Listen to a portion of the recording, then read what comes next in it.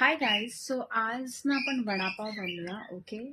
त्यासाठी सगळ्यात पहिले आपण बटाटे आहेत ना ते उकळून घेतलेत आणि सोलून घेतलेत. आता आपण छान त्याला एक मस्त फोडणी देऊन पहिला बटाट्याची भाजी रेडी करून घेऊया, जी वडापावच्या वडाच्या आत असते. Okay, let's get started. हो, बटाटे वडे करण्यासाठी ना सगळ्यात पहिले आपण बटाटे जेवढे आपल्याला हवे आहेत, जसं की 2 लोकांच्यासाठी बनवायचं असेल तर एक 5 बटाटे इनफ आहेत. सो पहिला बटाटे उकडून घ्या, नंतर मी सांगते पुढे काय करायचं ते. ओके. यात ना आपण ठेचा बनवून घेऊया. थोडंसं आलं, लसूण, मिरची आणि कोथिंबीर ठेचून घ्या.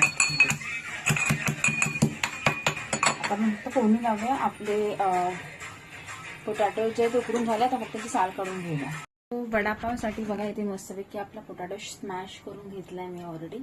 ओके, आपला ठेचा पण रेडी आहे. आता फक्त आपण आपल्याला फोडणी घालायची आहे. सो लवकर फोडणी घालूया, म्हणजे मस्त बटाट्याची भाजी रेडी होईल. मग त्याला बेसनने कोटिंग करूया आणि मस्त गरम गरम वडा आपला रेडी होईल. ओके, सो पहिला आपण ना सगळे बटाटे ना ते चांगले उकडून साल काढून असं बारीक चॉप करून घेऊया. आणि मेनवाई आपण ह्याच्यामध्ये ठेचा पण रेडी ठेवला. आता आपण पटकन फोडणी घालूया. मस्त छान फोडणी घातली.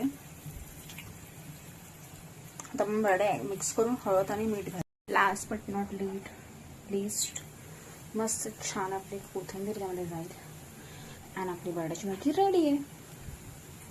बघा किती छान मॅश केली आहे बघा.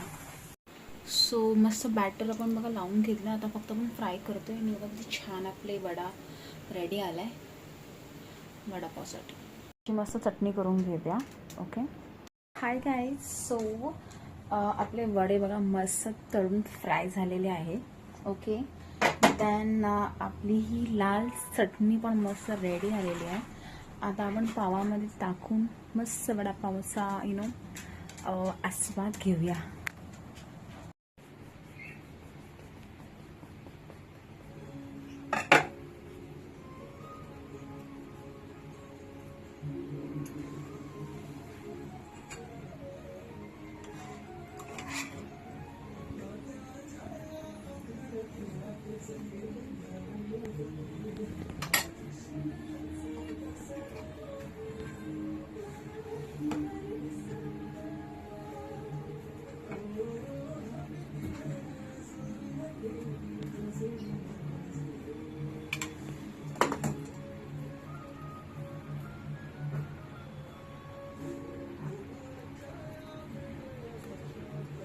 अशा पद्धतीने आपण मस्त बघा असं हिरवी चटणी लाल चटणी टाकून आपला वडापाव मस्त बनवलेला आहे.